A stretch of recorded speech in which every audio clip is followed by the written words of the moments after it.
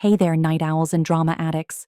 Grab your tea, or better yet, pop a bottle of that suspiciously expensive champagne, because tonight's tale is the kind that would make even the most twisted soap opera blush. Picture this: a girl with big dreams, a sharp tongue, and a determination that could bend steel.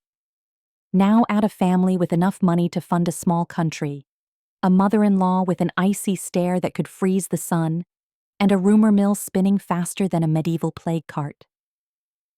Welcome to the world of high society, where every handshake hides a dagger and every smile has a price tag. I married into wealth, thinking love could conquer all. Turns out, love's got nothing on cold hard cash and the venom that drips from the lips of the rich and judgmental. They called me a gold digger, a fortune hunter, a social climber.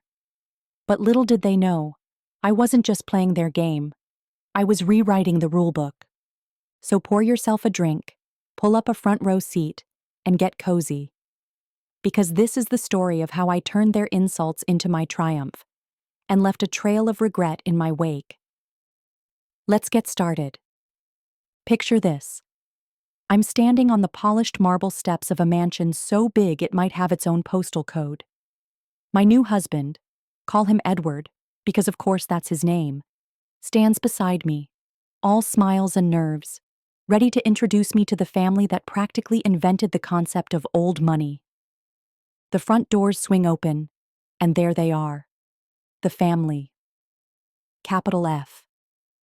His mother, a woman whose face looks like it's been set in permanent disapproval since the dawn of time, eyes me like I'm a suspicious piece of gum stuck to her designer shoe. She's wearing a necklace that probably cost more than my college education, and she's holding a tiny dog that's growling at me like it knows something I don't. Behind her, the father, stoic, cold, with the warmth of a medieval stocksman, nods politely, but doesn't smile.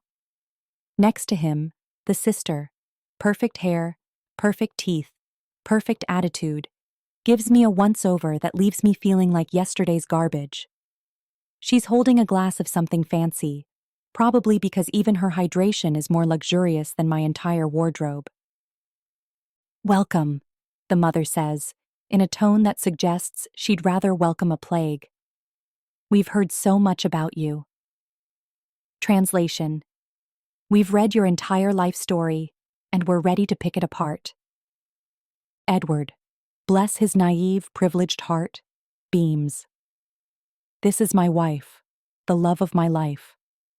If eyes could roll any harder, the sister would have needed a neck brace.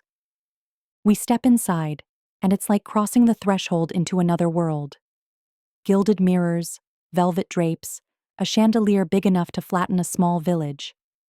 The air smells like money, old, judgmental money that's been in the family for centuries. They lead me to the sitting room, which looks like it was decorated by someone with an unlimited budget and a deep fear of minimalism. Every surface is covered in antiques, vases, and portraits of dead relatives, all of them staring down at me with the same disapproving gaze as the living ones. We sit. They stare. I try to smile, but it feels like my face might crack under the pressure. The mother asks me about my background, my family, my intentions, every question dripping with fake sweetness and the underlying assumption that I'm here to drain their sun dry. I give her my best polite answers. She gives me a look that says, "Try harder, darling. We're not buying it." And just like that, I know I've stepped into a battlefield. Only instead of swords and shields, it's all pearls and passive aggression. Stepping into that mansion felt like stepping into a gilded museum, where every object was carefully curated to scream, "We're better than you, darling, but thanks for trying." The ceilings were high enough to host a Zeppelin. The floors gleamed like polished mirrors, and every wall was covered in oil paintings of ancestors who probably invented passive aggression and called it etiquette. Edward guided me through the hallways like he was showing off a prize horse at auction. "This is the library," he said, waving at a room so large it could double as a cathedral. I half expected a chorus of monks to emerge from behind the shelves chanting about my impending doom. There were more books than I'd seen in my entire public library back home. Leather-bound tomes that smelled like secrets and old money. Every one of them probably had a family crest embossed on the spine. I ran my fingers along a shelf, and the dust stuck like it wanted to come home with me. Edward didn't notice. He was too busy beaming with pride, like he'd built this place himself, instead of inheriting it, along with the family's generational disdain. As we moved from room to room, it became painfully obvious that this house wasn't a home. It was a stage set for the world to admire. Even the flowers looked rehearsed. Arranged in towering crystal vases, their petals arranged just so, as if even the flora was terrified of offending Lady Mother-in-law. In the main sitting room, the family gathered again, perched on antique sofas that looked like they'd never been sat on. The mother-in-law, let's call her Beatrice because it suits her icy glare, sat on the largest chair, a velvet monstrosity that might have once belonged to Marie Antoinette. She motioned for me to sit in a chair so delicate, I worried it would collapse under the weight of my working-class sins. Beatrice gave me a smile so thin it could have been filed under medieval torture devices. "So," she purred, "tell us about yourself." Translation: justify your existence. I gave her the quick version. Small town, college on scholarship, worked my way up, met Edward at a charity event. The irony not lost on me. Fell in love. She nodded like a queen pretending to listen to a peasant's plea. Her eyes flicked to Edward as if to ask, "Are you sure about this one?" Edward, bless his clueless optimism, squeezed my hand. "She's amazing, Mom. She's smart, driven." Beatrice's eyebrow twitched. "Ambitious," she said, like it was a disease. "We do value ambition here, as long as it's in the right direction." And there it was, the gold digger accusation, neatly wrapped in a compliment. She didn't need to say the words. The implication was clear. I was here to mine the family fortune, to climb their social ladder one rung at a time, preferably while wearing something from last season's sale rack. The father, Lord Stoic of the Gilded Hall, cleared his throat. "So, you work?" "Of course," I said, fighting the urge to roll my eyes. "I love what I do. I worked hard to build my career." He nodded slowly, as if I'd confessed to an embarrassing medical condition. "And what is it you do, exactly?" I told them, though I might as well have said I shovel pig manure for a living by the way their faces fell. The sister, call her Clarissa because no one else could look that perfect and that smug at the same time, tittered behind her hand. "How quaint," she said. "I suppose everyone needs a hobby." A hobby. As if my entire professional life was something I picked up between yoga classes. The conversation turned to polite small talk. Who was marrying whom? Who had acquired which country estate? Who was being sued for what? The wealth in that room was so thick it practically clogged my pores. Every laugh was rehearsed, every compliment a veiled insult. I was drowning in fake smiles and clinking jewelry. Edward tried to keep the peace, bless him. He'd pat my knee, beam at me, and launch into anecdotes that ended with everyone staring blankly. It was like watching a well-meaning puppy try to make friends with a pack of wolves. When the conversation turned to charity work, because of course they had charities, all named after themselves, I made the mistake of mentioning that I'd done some volunteering back home. Clarissa's lips twitched. "Oh, how rustic," she purred. "Edward always did like to play Robin Hood." I resisted the urge to ask if she'd ever done anything for someone who didn't sign her checks. Eventually, Beatrice clapped her hands like a medieval monarch dismissing the court. "Well," she said, "you must be exhausted from your trip. Let's have someone show you to your room." Translation: I'm done tolerating you for today. A maid appeared like magic, silent, efficient, eyes cast down. and led me through a labyrinth of corridors to a guest room that looked like the set of a historical drama. The bed was massive, draped in fabric that could have clothed a small village. The windows were tall, framed in heavy drapes that probably cost more than my car. I collapsed onto the bed, staring up at the ceiling with its ornate moldings and painted cherubs that looked like they were judging me. My head spun with everything I'd just witnessed. The family dinner was a test, and I'd barely survived round one. I knew I'd have to up my game, and fast.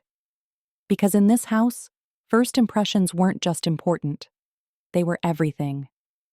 If the first impression was a polite handshake wrapped in icy silk, dinner with Edward's family was a full-on assault of thinly veiled insults, forced laughter, and enough social landmines to make even the most seasoned diplomat weep. The moment I walked into that dining room, I felt like a gladiator stepping into the arena. Only instead of lions, I was facing caviar, critiques, and cold shoulders. The table was set with more forks than I knew what to do with. Silverware so polished it reflected my own terrified face back at me. Crystal glasses lined up like soldiers waiting for battle. The centerpiece, an arrangement of flowers so tall it could have hosted a bird colony, obscured half the guests. Probably for the best, I thought. Less opportunity for eye contact with the enemy. Beatrice sat at the head of the table, wearing a smile so thin it could slice bread. Edward was on my right, trying to look supportive, but even he seemed to shrink in his seat as Beatrice began the evening's performance. She raised her glass in a toast that dripped with forced enthusiasm. "To family," she intoned, with all the warmth of a frozen lake. Glasses clinked, crystal sang, and I mentally braced for impact. The first course arrived on plates so large I half expected them to come with their own zip codes. Tiny towers of caviar, arranged like miniature sculptures, perched on delicate crackers. A waiter, who looked like he'd rather be anywhere else, placed one in front of me with a flourish. "Enjoy," he said, tone as flat as the table linen. Beatrice's eyes glistened like a predator spotting a wounded deer. "Do you like caviar, dear?" she asked, voice dripping honeyed poison. I smiled, though it felt more like a grimace. "I've never had it before," I admitted. Her eyebrow twitched. "Oh, how charming." Translation: "You poor, clueless peasant." I forced a polite laugh, picked up the tiny fork, and tasted the caviar. It was like swallowing salt mixed with regret. Edward gave me an encouraging smile, but his eyes darted nervously to his mother. Conversations drifted around the table like smoke. Politics, art, charity galas. Everyone spoke in that tone that suggested they were experts in everything. An opera critic one minute, an economic strategist the next. I tried to chime in once, sharing an anecdote about my time volunteering at a local shelter. Clarissa, queen of condescension, laughed lightly. "Oh, how precious," she said, voice so sweet I nearly got a cavity. "You must tell us about the less fortunate sometime." The table tittered like a nest of vipers. I wanted to disappear under the tablecloth, but I refused to give them the satisfaction. I straightened my back, held my head high, and smiled like I was the queen of the caviar mountain. Next came the main course, a dish so complicated it looked like it might come alive and scuttle off the plate. A roast something or other, surrounded by vegetables arranged in precise geometric patterns. I wondered if the chef had a ruler in the kitchen. Beatrice turned to me, her eyes sharp as a dagger. "So," she said, "how do you feel about family traditions?" I blinked, trying to gauge where this was going. "I think they're important," I replied carefully. She nodded, lips pursed. "Good. Because in this family, traditions are everything." Translation: "Play by our rules or find yourself in the cold." Edward reached for my hand under the table, squeezing it like a lifeline. I squeezed back, grateful for his warmth amid the frost. But even his presence couldn't shield me from the slow, methodical dissection that followed. They asked about my family's background, picking at every detail like crows at a carcass. My education? State university. How practical. My job? Admirable. Of course, one must start somewhere. My hobbies? So refreshing to meet someone who still enjoys simpler pleasures. Every answer felt like a trap, every smile a mask. They'd mastered the art of the polite insult, so polite you almost wanted to thank them for it. Dessert arrived in the form of a delicate pastry that looked too pretty to eat. I poked it with my fork, half expecting it to jump up and critique my outfit. Clarissa leaned in, her voice syrupy sweet. "Edward tells us you're quite driven," she said. "It's so inspiring to see someone so determined to better themselves." Better themselves. As if I was an unsightly stain they were all hoping would scrub off eventually. I took a deep breath, fighting the urge to fling the pastry at her perfectly made-up face. "I've always believed in working hard," I said, smiling through gritted teeth. "It's the only way to truly appreciate what you have." Beatrice's lips twitched, but she didn't reply. The silence that followed was louder than any insult. The dinner finally ended with polite applause for the chef, who probably needed therapy after serving this den of vipers, and I excused myself, head spinning. Edward followed, apologizing with his eyes. "Hey," he whispered, as we walked down the endless hallway back to our room. "I'm so sorry about all of that. They're just difficult." I laughed, though it sounded more like a bark. Difficult is one word for it. He stopped, pulling me close. "I know they can be harsh, but I love you. That's all that matters." I held his gaze, determined. "Then I'll survive them," I said. "Watch me." Because if they thought dinner was tough, they hadn't seen anything yet. Next up, the gold digger accusation, subtle as a brick and twice as satisfying to destroy. Let's get ready to make them eat their words. They say the rich are experts at subtlety, at delivering insults with a smile and serving condemnation on a silver platter. But when it came to labeling me a gold digger, Edward's family displayed all the finesse of a medieval siege engine. Subtlety? Please. They might as well have branded it on my forehead with a glowing poker. It started at breakfast the morning after the dinner party from hell. I stumbled downstairs, still recovering from Clarissa's better themselves dagger, only to find Beatrice presiding over the dining table like a queen on her throne, already halfway through a cup of coffee that probably cost more than my monthly rent. "Good morning," I said, trying for polite, but my voice cracked like a cheap vase. Her smile could have frozen water. "Ah, good morning," she purred. "Do join us. We were just discussing family values." Translation: we were discussing your perceived lack of them. Edward sat at the table, staring into his coffee like it might hold the secrets to world peace.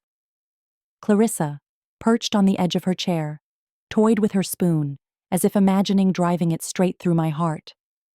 "Family values," Beatrice repeated, savoring each syllable. "And financial responsibility." Oh, here we go. She folded her hands neatly, diamond rings glinting like little knives. "You see, in this family, we've always believed in the importance of earning one's place. We work hard, we build legacies. We don't simply marry into them." She delivered that last line like a queen pronouncing a death sentence. Clarissa's lips twitched with the satisfaction of a cat that's found a particularly juicy mouse. Edward's head snapped up. "Mother, that's—" But I raised a hand, cutting him off. If this was the game they wanted to play, I'd play it better. I gave her a smile so sweet it could rot teeth. "Of course," I said, voice dripping honey. "I completely agree. Nothing is more important than building a legacy. That's why I've worked so hard on my career and my independence. After all, no one likes a freeloader. Beatrice blinked, momentarily thrown off balance, but Clarissa jumped in. And yet, she said, voice like poison wrapped in silk, one can't help but notice how quickly some people seem to find themselves living in luxury. There it was, the gold digger accusation, delivered with all the subtlety of a cannon blast. I felt Edward tense beside me, but I didn't let my smile falter. Luxury, I mused, glancing around the room with its gold chandeliers and oil paintings worth more than my entire student loan debt. It's funny how some people see it as a prize to be won, while others see it as a burden to be inherited. I suppose it all depends on your perspective. Clarissa's face hardened. Perspective is important, she said, voice clipped. So is loyalty and honesty. We've had issues with people in the past. Translation. We've had other gold diggers sniffing around before. Don't think we won't spot another one. Beatrice's eyes narrowed, sharp as glass. I'm sure you understand, dear, she said, her tone the verbal equivalent of a slap, that in this family, trust is earned. I took a sip of my coffee, steadying myself. Of course, I said, my smile never wavering. Trust is everything, and I intend to earn it, no matter how many times I have to prove myself. Edward finally found his voice. She's already proven herself, he snapped. She's kind, she's smart, and she's worked harder than anyone I know. If you can't see that? Beatrice silenced him with a single look. Edward, she said, voice cold enough to frost the silverware. This isn't about her character. It's about protecting the family. Protecting the family. Like I was some plague they had to quarantine. I set my cup down, feeling a cold fury settle in my chest. Well, I said evenly, I'm glad to hear that protecting the family is important to you. It's important to me too. That's why I'm here.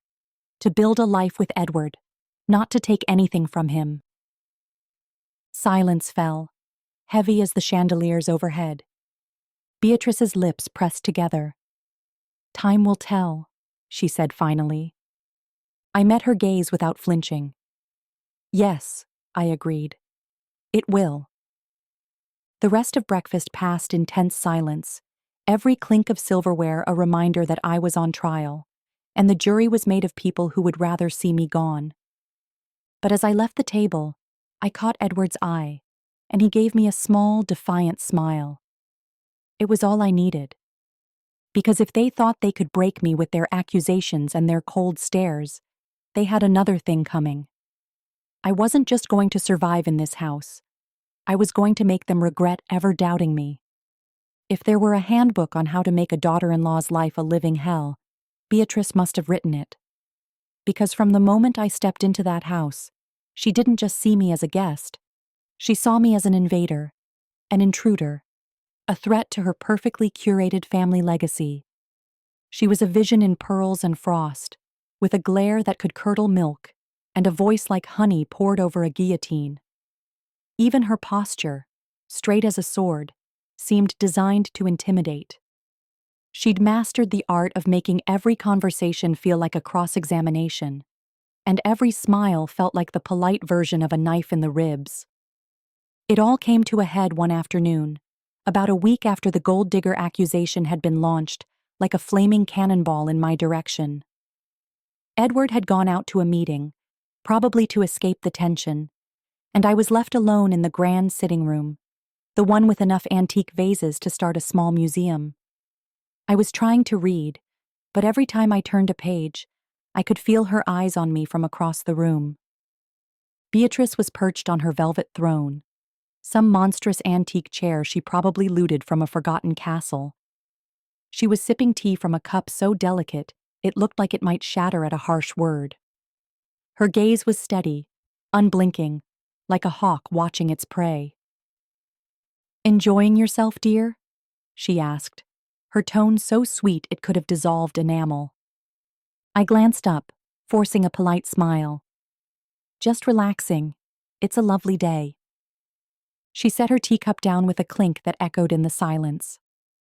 Lovely, she echoed, eyes sharp. Edward tells me you're settling in. Translation: I'm watching you. I shifted in my seat, determined not to give her the satisfaction of looking nervous. Yes, I said evenly. It's been an adjustment, but I'm happy. We're happy. Beatrice's lips twitched. Happiness, she mused, is a fragile thing, isn't it? It can be so easily disrupted. A chill ran down my spine. I suppose that's true, I said, my voice steady. She leaned forward, her eyes locked on mine like a snake hypnotizing a mouse. Edward is very trusting, she said, the words dripping with meaning. Sometimes too trusting. It's important to remind him of his obligations to the family. There it was. The threat. The reminder that I was an outsider. A trespasser in a world of silk and secrets. I met her gaze head on. Edward's loyalty is unwavering, I said, my tone calm but firm. To his family, and to me. We're building something together. Something real. Her eyes narrowed, lips tightening into a line. Real, she repeated, her voice icy. Well, I hope so, dear, because in this family, appearances matter, loyalty matters, and mistakes. She paused, letting the word hang in the air like a noose. Are not easily forgiven. My heart hammered in my chest, but I refused to let it show. I don't make mistakes, I said, my smile razor sharp. I learn, and I adapt. Beatrice leaned back, studying me with the scrutiny of a jeweler examining a questionable diamond.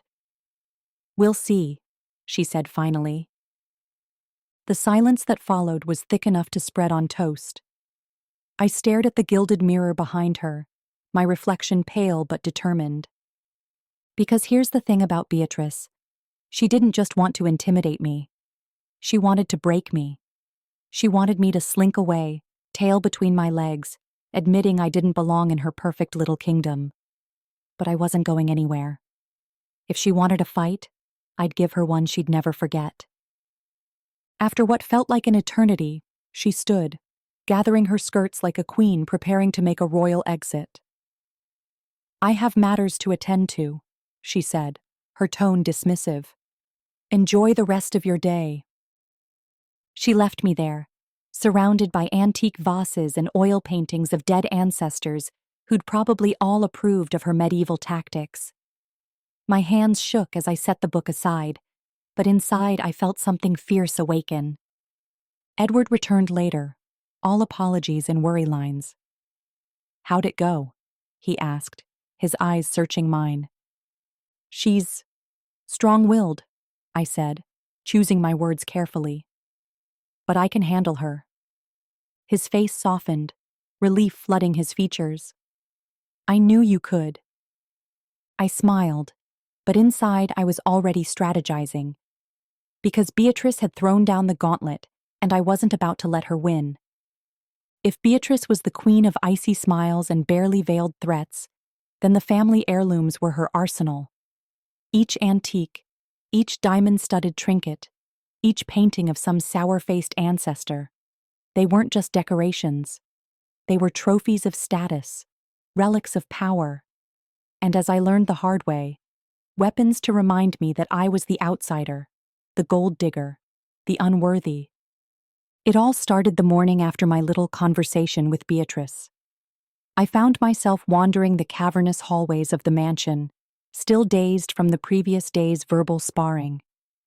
Edward had disappeared to his study, probably to hide from the tension, and I needed a distraction. That's when I stumbled across the family vault. Okay, not a vault exactly. More like a mahogany room lined with glass cases that could rival a museum. Inside, heirlooms sparkled under tiny spotlights like silent judges. There were rings that could blind you with one glance, necklaces that made Marie Antoinette look underdressed, and a tiara that practically screamed, "I own you." Clarissa was there, of course, as if she'd been summoned by the smell of my insecurity. She stood by a glass case, admiring a diamond brooch shaped like a dagger. How fitting, I thought. "Oh, you found the collection," she cooed, voice dripping with honeyed malice. "Isn't it divine?" "It's impressive," I said, carefully nonchalant. "It must be worth a fortune." Her smile sharpened. "It is, and each piece has a story, handed down through generations, symbols of loyalty, sacrifice, and belonging." Translation: You have none of those things, sweetheart. I forced a polite smile, even as my stomach churned. "They're beautiful," I said. "Edward mentioned some of these belong to his grandmother?" Clarissa's eyes glinted. "Grandmother, mother, aunt. Each woman in this family has added something to the collection, a tradition of sorts, a reminder of their place." I raised an eyebrow. "Their place?" She waved her manicured hand dismissively. "Oh, you know, the role we play, the responsibilities we inherit, the expectations we fulfill." I felt the sting of her words like acid on my skin. "Expectations," I repeated, my voice calm. "Like loyalty and trust?" Clarissa's smile never wavered. "Exactly," she purred. "And commitment. You see, these pieces aren't just jewelry, they're symbols. They remind us of who we are and who we aren't." I stared at the diamond brooch in the case, its sharp edges glinting like teeth. "And who decides that?" I asked, my tone so soft it almost surprised me. Her eyes bored into mine. "The family decides," she said, her voice cold as ice. "Always the family." I nodded slowly, my mind racing. Because here's the thing. I wasn't just here for Edward. I was here to prove that I wasn't some opportunistic gold digger. I was here to fight for my place, even if it meant challenging every unspoken rule they'd spent generations enforcing. Clarissa moved closer, her perfume a cloud of expensive oppression. "Of course, Edward's always been generous with gifts," she said, the implication hanging in the air like a guillotine. "Just make sure you don't get too comfortable. Some things are earned, not given." Her words hit harder than any diamond. I clenched my jaw, refusing to let her see the flicker of hurt in my eyes. "Thanks for the advice," I said, voice dripping sweetness. "I'll keep that in mind." She turned, satisfied with her little victory, and glided out of the room like a queen dismissing a court jester. Alone, I looked around the room again, at the heirlooms that had become my battlefield. Each one a reminder that I was still the outsider, the intruder, the threat to their perfect, closed-off world. But I wasn't giving up. If these pieces were symbols of power, then I'd find a way to earn mine. Not through inheritance, but through sheer grit. That night, I found Edward in the study, surrounded by piles of old family documents. He looked up as I entered, his smile weary but warm. "How was your day?" he asked, eyes searching mine. I took a deep breath. "Educational," I said. "Your family has quite the collection of history." He laughed softly. "Yeah, it's a bit overwhelming sometimes." I moved closer, my fingers brushing his. "I want to understand it," I said. "Not just the jewelry and the paintings, but what it all means. What it means to you." His face softened, eyes warm. "It means a lot," he admitted. "But it doesn't mean more than you." I smiled, but in my heart, I knew the battle had just begun. Because if I was going to survive in this family, I'd have to prove that I wasn't just here to wear their heirlooms. I was here to earn them. They say the walls have ears, but in Edward's family, the walls didn't just listen, they gossiped. The mansion was a living, breathing rumor mill, every corridor a confessional booth, every servant's whisper a ticking time bomb. If you've ever wondered how high society keeps itself entertained between caviar and champagne, let me assure you, they thrive on secrets, speculation, and scandal. It started the morning after my polite little sparring match with Clarissa in the Heirloom Museum. Sorry, Family Collection Room. I woke to the sound of footsteps just outside my door. Not the quiet shuffle of a housemaid, but the deliberate slow click of someone who wanted me to hear them. I cracked the door open a fraction and saw two maids huddled together in the hallway, heads bent low. Their words dripped like honey, sweet but sticky enough to trap flies. "She's only here for his money," one whispered, her accent crisp and practiced. "Did you see the way she looked at that diamond brooch yesterday? Like a crow eyeing a shiny trinket." The other giggled. "Mrs. Beatrice says she's a fortune hunter, a gold digger, probably planning to drain him dry." My teeth clenched. It was like I'd become the main character in a soap opera I hadn't auditioned for. I swung the door open. Both maids jumped, eyes wide as they realized they'd been caught. "Morning," I said, my voice sugar-sweet but sharp enough to draw blood. "Lovely day for chit-chat, isn't it?" They scattered like startled pigeons, muttering apologies as they vanished down the hall.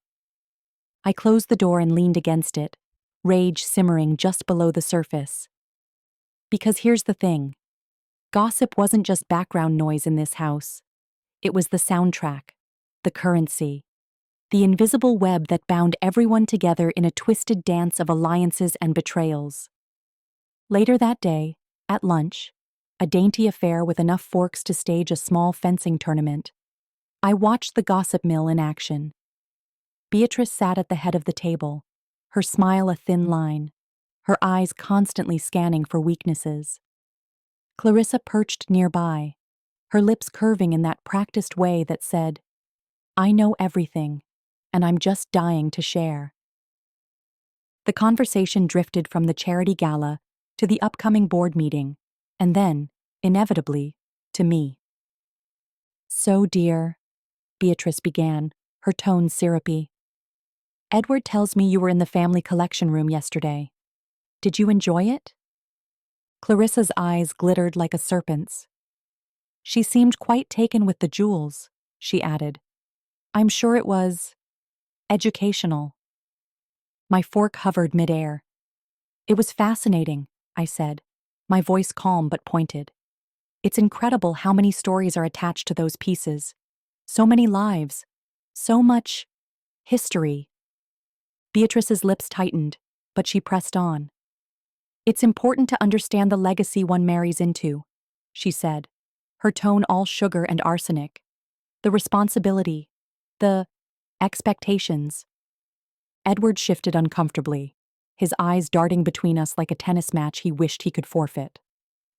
"Oh, I understand," I said, my voice smooth as cream. "That's why I'm so interested in learning.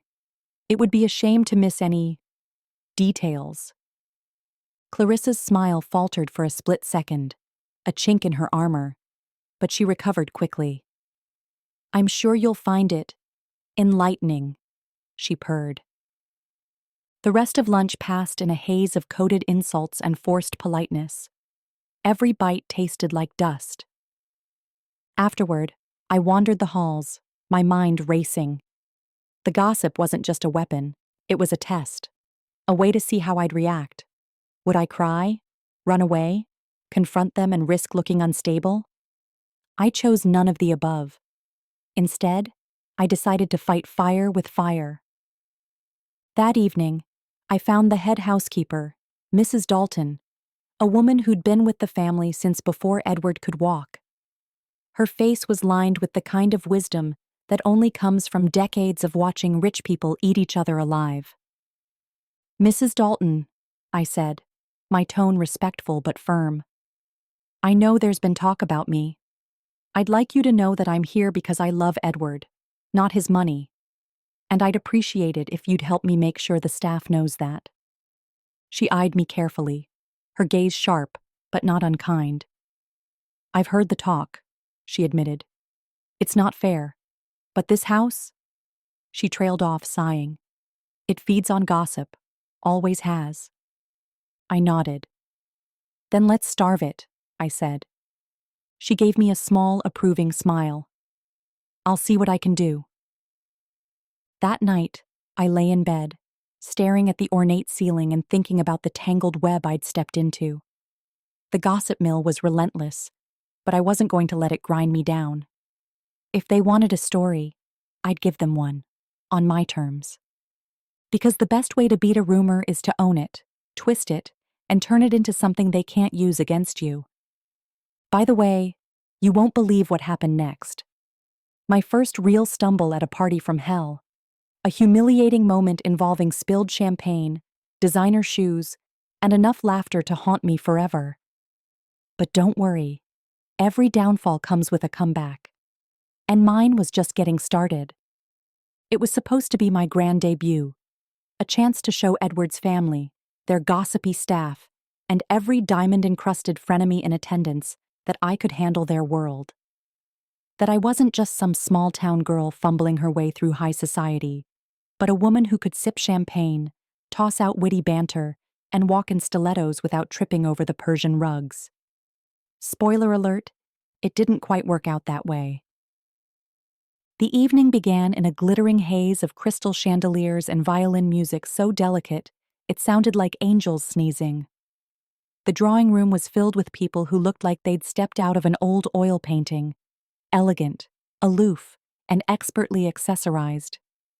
Clarissa was there in a gown that probably cost more than my first car, her hair twisted into a style so intricate it must have its own zip code. Beatrice reigned over the room like an empress, greeting each guest with a smile that could slice marble. Edward hovered near me, trying to be a comforting presence, but his nervous glances at his mother told me he was bracing for impact.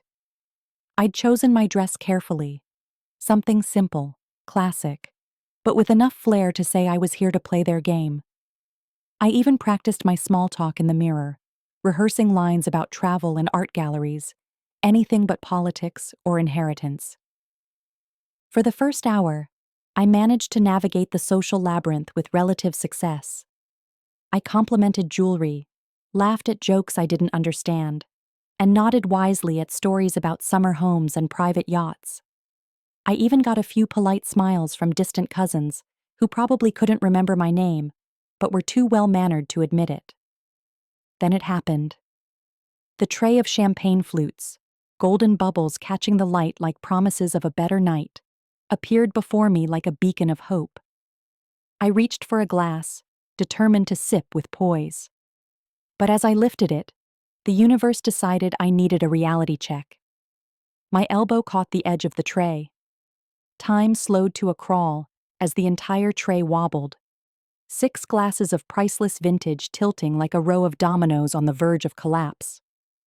I tried to steady it, but it was too late. The glasses crashed in a symphony of shattering crystal and fizzing champagne. The tray clanged against the marble floor, spraying a geyser of sticky golden liquid onto Clarissa's gown. It soaked the hem and splattered up her side like an abstract painting no one wanted to buy. The room went dead silent. Clarissa's face contorted in slow motion, her jaw dropping as she surveyed the damage. Beatrice's eyes narrowed, lips pursed into a thin line of judgment that could cut glass. Somewhere in the back, someone stifled a giggle. The violin music skidded to a halt. I felt my cheeks burn hot enough to roast marshmallows. My mouth opened, but no sound came out. I looked like a fish gasping on dry land. Edward rushed forward, bless him, his face a mix of horror and concern. "It's okay," he said, trying to mop up the mess with a napkin the size of a postage stamp. "It's just an accident." Clarissa's eyes darted to me, glistening with righteous indignation. "Just an accident?" she hissed, her voice sharp as a dagger. "This gown is irreplaceable. It's a one-of-a-kind design." She stopped short of screaming, but just barely.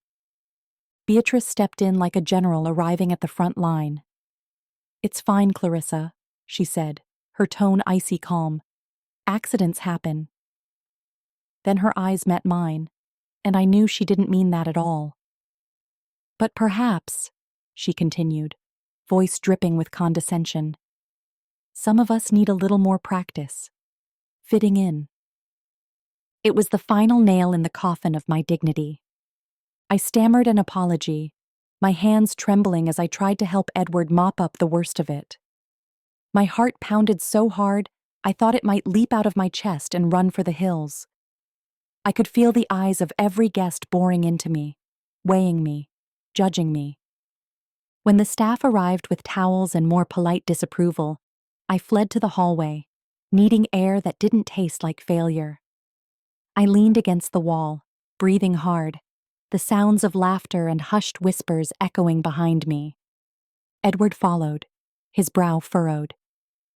Hey, he said gently, brushing hair from my face. "It's not a big deal. They'll forget it tomorrow." I gave him a watery smile. "Will they, though? Or will this be the highlight of the family newsletter?" He sighed. "I know it's hard, but don't let them get to you. You're stronger than they think. And I love you." I nodded, clinging to his words like a life raft. Because deep down, I knew this was more than just a spilled drink. It was a test. A chance for Beatrice and Clarissa to reinforce the idea that I didn't belong. That I was the interloper, the gold digger, the incompetent outsider. But here's the thing about me. I might stumble. I might even fall. But I always get back up. And if they thought a few broken glasses and a ruined dress could scare me off, they were about to get the shock of their lives. Because next time, I'd be the one holding the tray, and I'd be serving them their own defeat. Let's just say this time, the real games were about to begin. If there's one thing I learned living in Edward's house, it's that secrets in this family were as common as antique vases. Every room had at least one, and they were always waiting for someone clumsy enough to break them. But nothing prepared me for the day I stumbled across the biggest secret of them all. The secret account. It started innocently enough. A few days after the champagne disaster that left Clarissa's designer gown looking like a soggy napkin, Edward asked me to help him find some documents in the study. A simple request, I thought. A chance to prove I was more than the family's resident train wreck. The study was a cavern of dark wood and heavy drapes, the kind of room where important men brooded over brandy and made decisions that ruined nations, or at least dinner parties. I sifted through drawers filled with letter openers shaped like swords, fountain pens that probably cost more than my car, and enough stationery to single-handedly kill a forest. Then I found it. A thin, black leather folder tucked behind a stack of dusty ledgers. At first, I thought it was just another fancy planner. But when I flipped it open, my breath caught. Inside was a neat arrangement of papers, spreadsheets, and bank statements that told a story no one had ever shared with me. An offshore account, nestled in the Cayman Islands like a well-fed snake. The numbers on the page made my head spin. Millions. Enough to buy a small country, or at least fund Clarissa's wardrobe for a decade. The transactions were labeled with cryptic notes like charity allocation and consulting fees. But I wasn't born yesterday. I recognized creative accounting when I saw it. This wasn't just Edward's savings account. It was a carefully curated collection of family wealth, tucked safely out of reach of taxes, scrutiny, and, most importantly, outsiders. I snapped the folder shut, my heart pounding so hard it felt like a marching band in my chest. "Everything okay?" Edward's voice made me jump. He was leaning in the doorway, his expression casual but his eyes sharp. I pasted on my best innocent smile. "Yeah, just looking through old papers." He walked over, his gaze dropping to the folder in my hands. "Ah," he said lightly, though I could hear the tension coiled in his voice. Family business. Family business. That phrase again. It always meant one thing, something I wasn't supposed to know. Edward took the folder gently from me and placed it back in the drawer, closing it with a soft click. "Some things," he said, his voice soft but firm, "are complicated. We can talk about it someday, okay?" I nodded, swallowing 1,000 questions. But inside, my mind was a whirlwind. This account wasn't just a pot of gold, it was a smoking gun. Proof that Edward's family had enough skeletons to fill a cathedral, and they were all buried in offshore tax havens. That night, lying in bed beside Edward, I replayed the moment over and over in my head. His casual tone, the way his hand trembled just slightly when he put the folder away.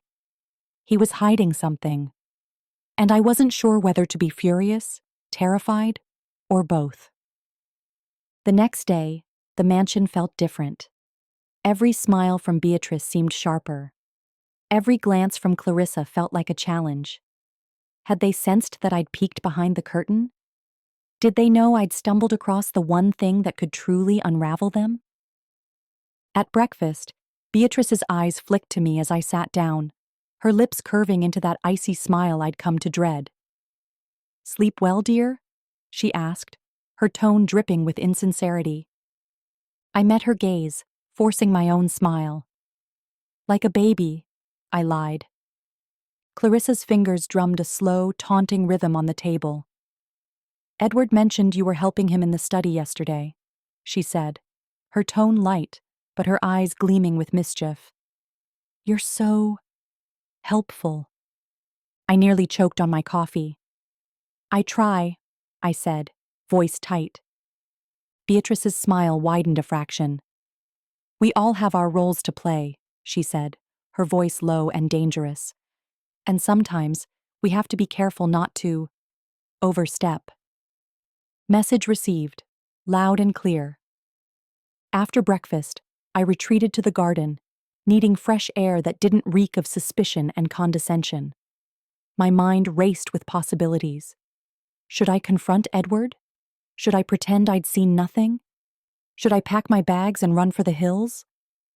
But then I remembered Clarissa's laughter at the party, the way Beatrice had tried to break me, the staff's whispered gossip. They wanted me to fail. They wanted me to run.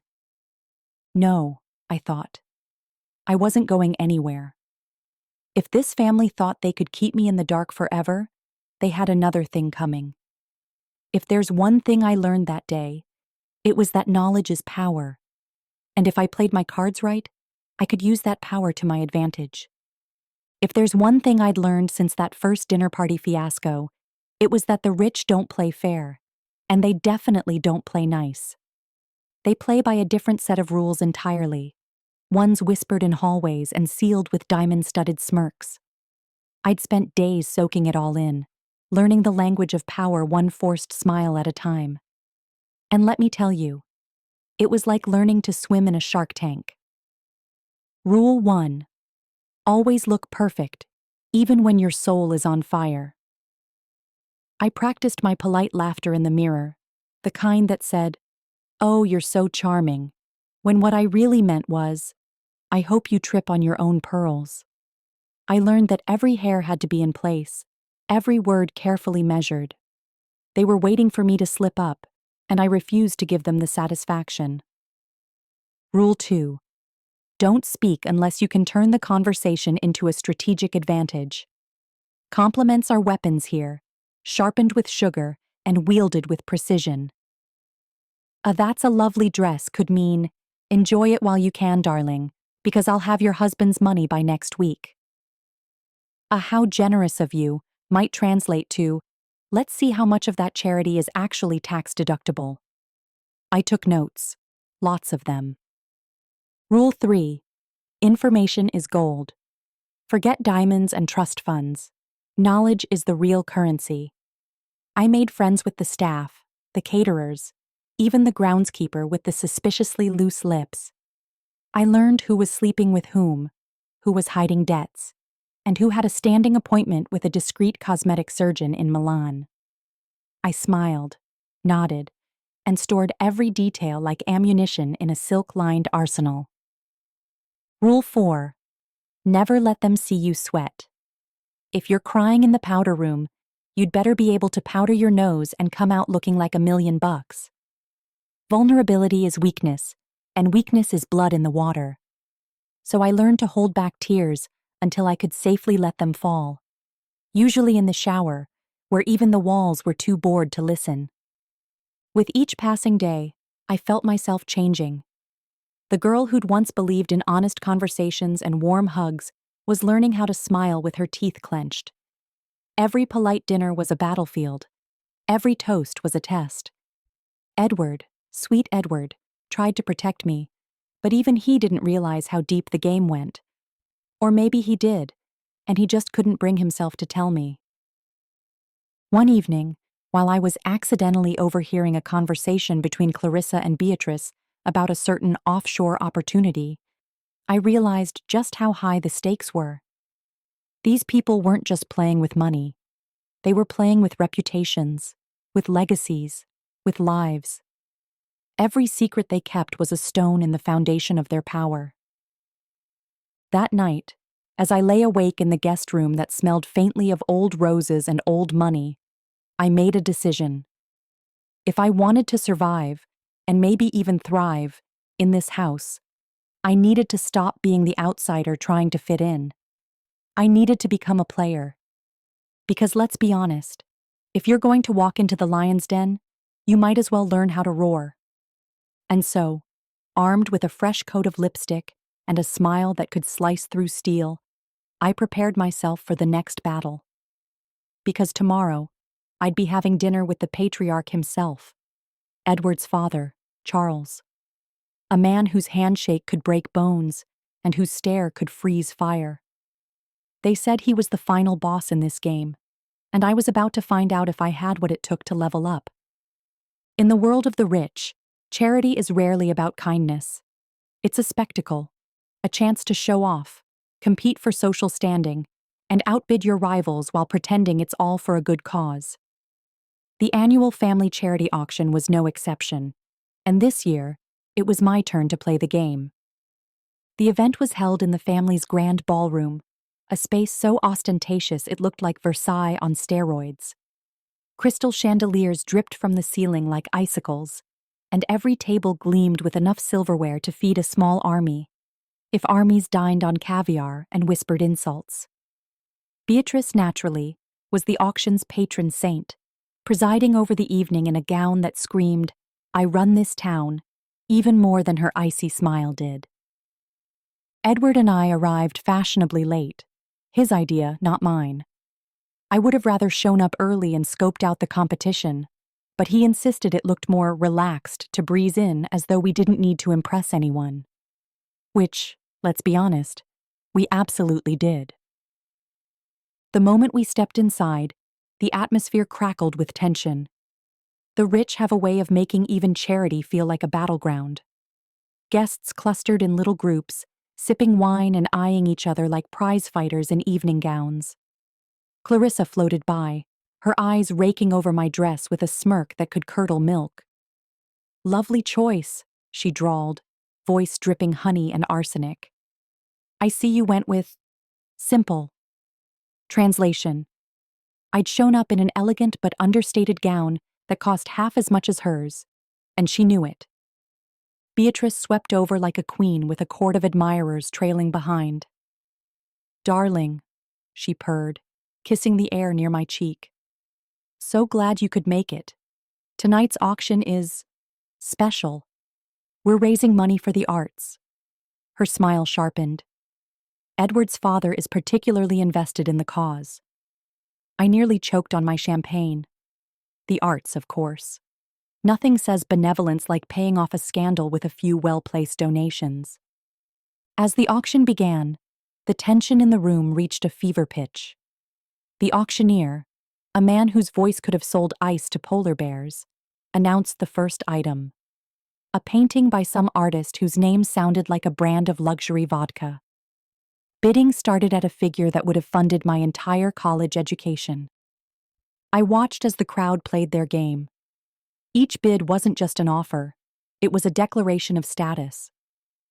Clarissa's hand shot up early, her smile tight and victorious.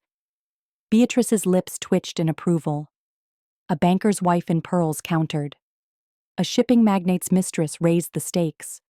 It was like watching sharks circle a bleeding fish, each one determined to prove they were the biggest predator. Edward leaned toward me. "You don't have to bid," he whispered. "Just enjoy the show." But I wasn't here to watch. I was here to win. If I wanted respect in this house, I had to prove I could play their game. The auctioneer announced the next item, a week at a private villa in the south of France. The crowd buzzed. This was the crown jewel, the prize that would cement social rank for the year. Bidding started high and soared higher. Clarissa raised her paddle, her eyes glittering like a cat who'd cornered a mouse. And then I raised mine. The room froze. Heads turned. Even the auctioneer hesitated, surprise flickering across his face. I held his gaze, my expression serene. If they wanted a show, I'd give them one. Clarissa's lips curled. "Bold of you," she drawled. "I hope you can afford it." Her voice carried enough condescension to sink a yacht. I smiled sweetly. Some things are worth every penny. My heart pounded, but I didn't let it show. Edward's eyes widened, torn between admiration and panic. The auctioneer cleared his throat and continued. Bids flew like arrows, each one a challenge, a dare.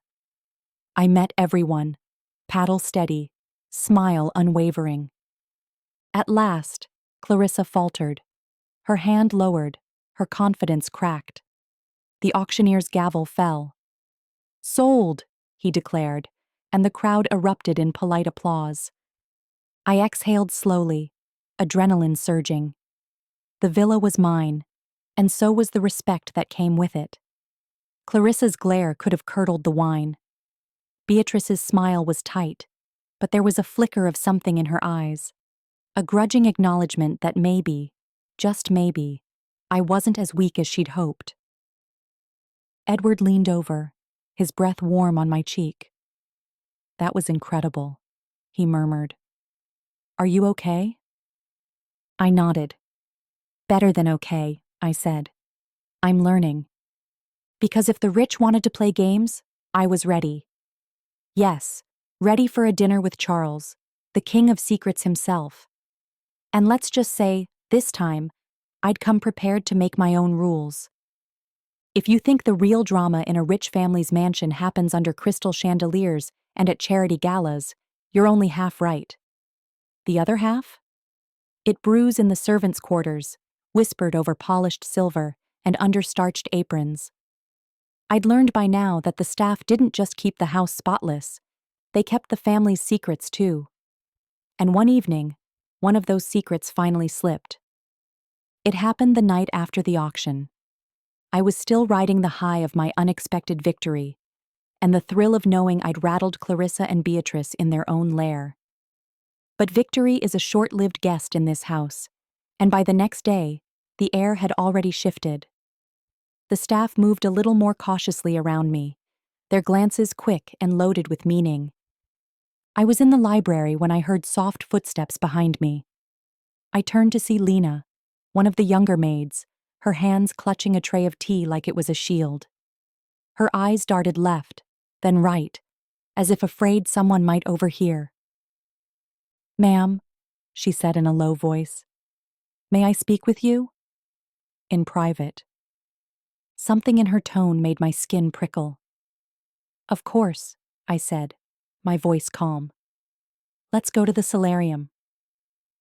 The solarium was a glassed-in jewel box of greenery and filtered light, quiet, secluded, and apparently not bugged by Beatrice's goons. We settled into wicker chairs surrounded by ferns and potted orchids. Lena perched on the edge of her seat, her fingers worrying the hem of her apron. "I shouldn't be saying this," she began, her voice trembling. "But you have to know. They're watching you." I raised an eyebrow. "They?" She swallowed hard. "The staff, ma'am. Not all of us, but enough. Mrs. Dalton, she reports everything back to Mrs. Beatrice. And the chauffeur, Mr. Ellis, he's not just driving guests. He listens. Clarissa, she's got her own maid who tells her everything that's said in the laundry room." I sat back, letting her words sink in. It wasn't exactly a revelation. This house was built on secrets. But hearing it confirmed like this felt like someone had dumped a bucket of ice water over my head. "So, they're spies?" I asked softly. She nodded, her eyes wide. "Spies in silk aprons," she said, her voice barely above a whisper. "They tell Mrs. Beatrice what you wear, what you say, even how you look at Mr. Edward. And if she wants something to disappear, like a letter or a phone message, it vanishes before you ever see it." I exhaled slowly, forcing a smile even as my mind raced. "Thank you for telling me, Lena," I said. "I won't forget this." Her shoulders relaxed a fraction, but she still looked like she might bolt if the wind shifted. "Be careful, ma'am," she said. "Some of us, we don't like what they're doing, but we have families. We have to be careful too." She left then, slipping out as quietly as she'd arrived, and I sat there in the solarium, the ferns whispering around me. My thoughts were a storm. All this time, I'd been so focused on Beatrice and Clarissa, on their barbed compliments and icy smiles, that I'd forgotten the real game was being played behind the scenes. The staff had always seemed friendly, polite nods, warm smiles, helpful hands. But in this house, every smile had a double meaning. Every favor was a potential weapon. If I was going to survive here, I needed to remember that. And yet, I wasn't angry. No, I was exhilarated. Because Lena's confession wasn't just a warning, it was a gift. Now I knew where the real power was. The staff moved in the shadows, but they saw everything. They knew where the bodies were buried, sometimes literally, if the family rumors were to be believed. That night, as I lay in bed, I planned my next move. I wouldn't confront Beatrice directly. Not yet. Let her think I was still in the dark, still just the naive girl who'd married into their world. But I'd start listening more carefully, watching the way the staff moved, who lingered at doorways, who vanished when I entered a room.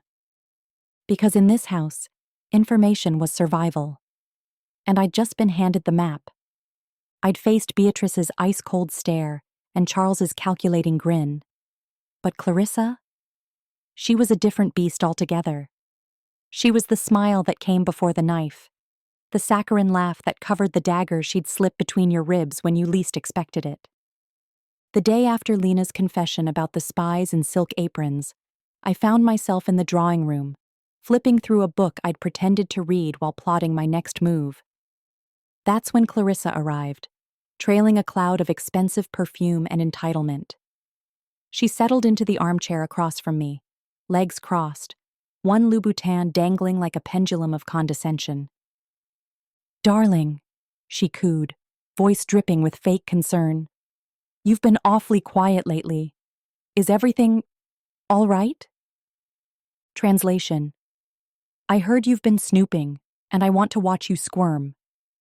I forced a smile. "Oh, just adjusting to all the new experiences." Her eyes glistened, sharp and cold. "Of course. It must be such a change from wherever you're from." She waved a perfectly manicured hand, dismissing my entire past like it was lint on her designer coat. I bit back a retort. This was her game, subtle jabs wrapped in silk. But I'd learned a thing or two from the staff, and it was time to see just how much Clarissa really knew. "You must be busy," I said, my tone light but my eyes watching her closely. So many responsibilities, the charities, the social events, and of course keeping up with family matters. She tilted her head, suspicious. Family matters? I shrugged. Oh, just things that happen behind closed doors. The staff knows so much, don't they? Who's visiting? Who's arguing? Who's hiding things? For the briefest second, her mask slipped. Her lips twitched, and her eyes darted to the door as if to check for eavesdroppers. I wouldn't put too much stock in what the staff says, she snapped, her voice a touch too quick. They're paid to serve, not to gossip. I leaned back, letting the silence stretch. Of course, but it's amazing what they see, isn't it? Clarissa's foot stilled. Her eyes narrowed. Be careful, she said softly. Curiosity killed the cat. And in this house, it's better not to know too much. Ah, there it was, the threat wrapped in a purr. I smiled sweetly. Oh, I'm not curious, just observant. She stood abruptly, her heels clicking like gunshots. Well, she said, her smile reassembling itself. Just remember where you are, darling. Some of us were born to this. Others weren't. And with that, she swept out of the room, leaving only the scent of expensive perfume and a sense that I'd just poked a hornet's nest. As I sat there, heart still racing, I knew one thing for certain. Clarissa wasn't just playing the game. She was part of the machine that kept it running. Her shoes may have been polished to perfection, but her secrets were as dirty as anyone else's in this house. And if she thought I'd back down, she was about to learn the same lesson Beatrice had. I wasn't here to play second fiddle. I was here to win. It started the morning after Clarissa's thinly veiled threat. Edward had left early for meetings, some generational wealth thing about trust funds and tax shelters, and I was alone in the breakfast room, stirring my coffee like it was a crystal ball. That's when Beatrice floated in, her smile so sweet it could rot your teeth. Darling, she cooed, sinking into the chair across from me. I hope you're settling in well. I forced a smile. Of course, everyone's been so welcoming. Her eyes glittered. I'm glad. Family means everything to us. That's why it's so important we understand each other. There it was, the casual threat hidden under layers of Chanel and pearls. I braced for impact. She leaned in, lowering her voice to a conspiratorial whisper. I hope you don't mind, but Charles, he likes to be thorough. He's had someone look into your background. My heart froze. Excuse me? She waved a manicured hand, as if dismissing the idea of privacy altogether. Oh, it's nothing personal, dear. Just due diligence. You know how it is. We've all had to endure it. I tried to keep my expression neutral, but inside, panic clawed at my chest. Due diligence. In other words, a private investigator had combed through my life like a nosy neighbor with a magnifying glass. Every job I'd worked, every apartment I'd rented, every ex-boyfriend and every overdue bill. Of course, I said, voice steady. I understand. Beatrice's smile widened, a predator scenting blood. I'm sure you have nothing to hide. She left me there, cold coffee in hand, the weight of her words pressing down like a coffin lid. Nothing to hide, except a few student loan defaults, a minor scuffle with a terrible landlord, and, oh yes, that one regrettable ex who'd spent a night in jail for selling fake concert tickets. I spent the rest of the morning in a daze, replaying every moment of my life like a movie I hadn't realized was being filmed. I needed to get ahead of this. If Charles wanted to dig into my past, fine. But I'd dig right back. That afternoon, I slipped into the study while Beatrice was busy instructing the caterer on the correct shade of white for the dinner napkins. Edward's father kept his papers in a mahogany cabinet that smelled faintly of cigars and centuries of privilege. I rummaged until I found it. A manila folder labeled simply, "Background Check." Inside, neatly clipped together, was my life. Every address, every job, every social media post. Even my high school GPA, which, by the way, was none of their business. The final page held a summary written in crisp, impersonal language. No immediate red flags, though financial history is patchy. Patchy. That word burned like acid. I heard the door creak behind me and turned to find Edward standing there, confusion etched on his face. "What are you doing?" he asked. I held up the file. "Your father had me investigated," I said flatly. Edward's eyes darkened. "I didn't know," he said. "I swear." I believed him. Edward was many things. Clueless, yes. But a liar? Not so much. "I get it," I said, closing the folder. "This is how the game is played here. But if they want to know about me, I'll save them the trouble." I met his gaze, steel in my voice. "I'm not going anywhere. And if Charles wants to know my secrets, maybe it's time I found out a few of his." Edward's face paled, but he nodded. "Just be careful," he said. "Don't worry," I replied. "I'm learning." By the time dinner rolled around that night, I'd stopped feeling like prey in this house of predators. Beatrice's smug confidence, Clarissa's glacial smile, Charles's icy ledger.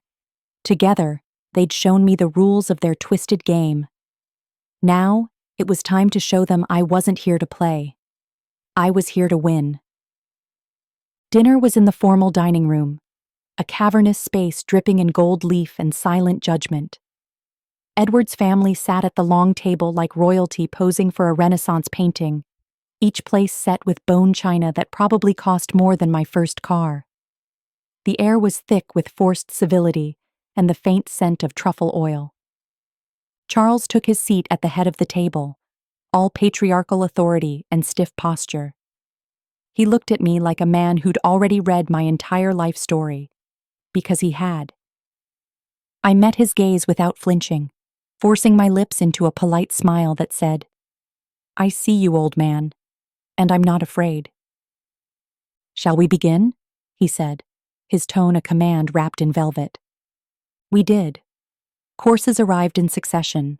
Soup so rich it could buy a summer home, duck that probably had a better life than most of us at the table, and desserts so sweet they threatened to rot your teeth and your soul in equal measure. I watched them all as they watched me. Beatrice asked polite questions about my hobbies, each word carefully chosen to remind me that I didn't belong. Clarissa smirked behind her wineglass, her laughter light, but barbed. Edward squeezed my hand under the table, a silent plea for me to just smile and endure. But I was done enduring. As dessert was served, some impossibly delicate confection of sugar and artifice, I decided it was time to flip the script. "I've been meaning to ask," I said, turning to Charles. My voice was light, almost casual. "How did the family acquire the vineyard in Tuscany? It's such a fascinating story, I'm sure." The table stilled. Clarissa's smirk faltered, and even Beatrice's perfectly sculpted brows twitched. Because here's the thing. The vineyard in Tuscany wasn't part of the official family lore. It was one of those whispered about investments, shrouded in tax loopholes and half-truths. The fact that I knew about it at all was a crack in their carefully polished armor. Charles's eyes narrowed, his spoon pausing in midair. "That's a complicated matter," he said slowly. His voice was calm, but I could see the calculation in his gaze. "Oh, I'm sure," I said sweetly, tilting my head. "I'm just so curious about family legacies. It's amazing how much history is hidden behind the scenes." The silence stretched, brittle as spun sugar. Beatrice recovered first, dabbing delicately at her lips. "Not everything is meant to be shared at the dinner table," she said, her tone sugary but sharp. Of course, I replied, the very picture of wide-eyed innocence. I just find it so fascinating. Edward's fingers tightened around mine under the table. I could feel his pulse racing, but he didn't stop me. He knew what I was doing, and he was done protecting them from me. The rest of the meal passed in a tense blur, the conversation forced and stilted. But I didn't mind, because in that moment, I'd done what I came to do. I'd shown them I wasn't just the girl who'd married their son. I was a woman who saw everything, and who wasn't afraid to call them on it. After dinner, as the staff cleared the table and the family retreated to their respective corners of the mansion, Edward pulled me aside. "You shouldn't have done that," he said, his voice low but urgent. "Why?" I shot back. "Because it's dangerous to ask questions in this family? Because I'm supposed to sit here and smile while they tear me apart behind my back?" He hesitated. "Because they'll come for you harder now," he said softly. "They don't like being challenged." I took a deep breath, meeting his gaze. "Let them come," I said. "I'm done playing by their rules. If they want to see what I'm made of, I'll show them." Because I wasn't just surviving anymore. I was rewriting the rules. They say revenge is a dish best served cold, but in this family, it's served on bone china under the warm glow of $1,000 chandelier. After my little performance at the last dinner, I knew they'd be watching me closer than ever. So I decided to give them something to really talk about.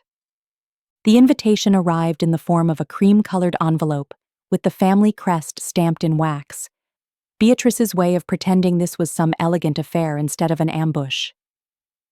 The dinner was set for Saturday night, an intimate family-only gathering, which in this house meant no one to hear you scream. I spent the day preparing. No, not just picking out a dress, though I did choose one in a shade of red that said I wasn't here to blend in. I was done playing the sweet, clueless bride. This time, I was going to own every inch of this marble palace. When I arrived in the dining room, the table was set like a scene from a period drama. Gilded plates, crystal goblets, and enough caviar to feed a small country. Beatrice sat at the head of the table, her smile as sharp as the knives resting beside the soup spoons.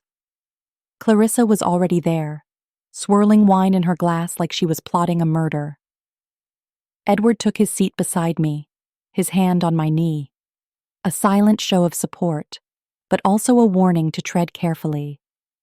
Dinner began with polite small talk, the kind where every sentence is a test, every pause a trap. They spoke about stocks and vineyards, and the latest scandal in a neighboring dynasty, their words polite, but their eyes glittering with malice. I smiled and nodded, biding my time. And then, Beatrice turned to me, her voice honey-sweet. "So, dear, have you been adjusting?"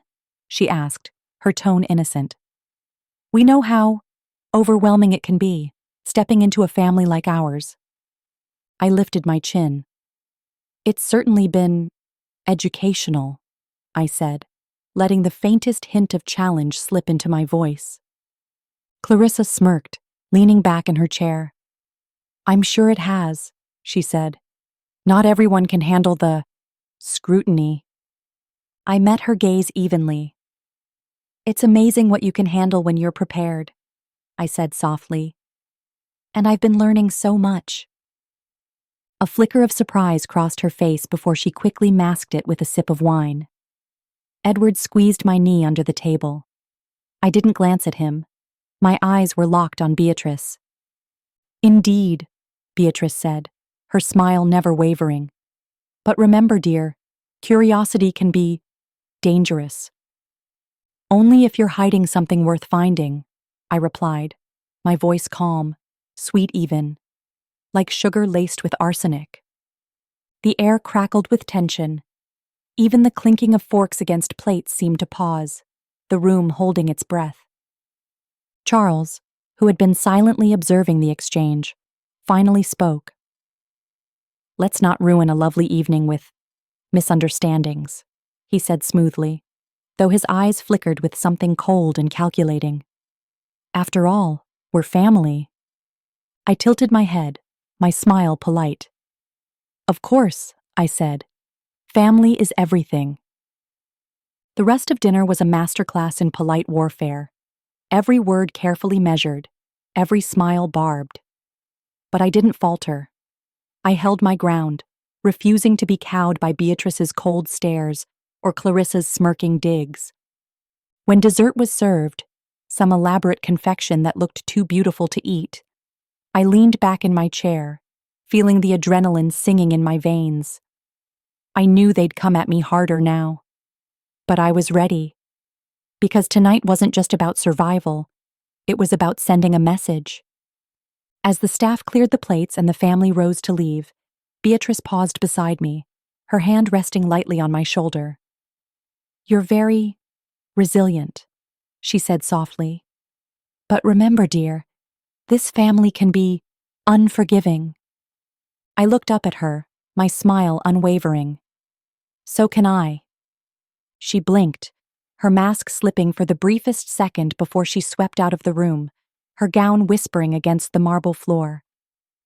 Edward turned to me, his eyes wide with both fear and pride. What was that? He asked. I rose from my seat, my fingers brushing his hand. That, I said, was me making it very clear I'm done playing the victim.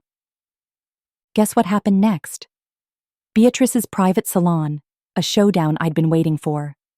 Because if she wanted a war, she'd just found her rival, and I was ready to fight fire with fire.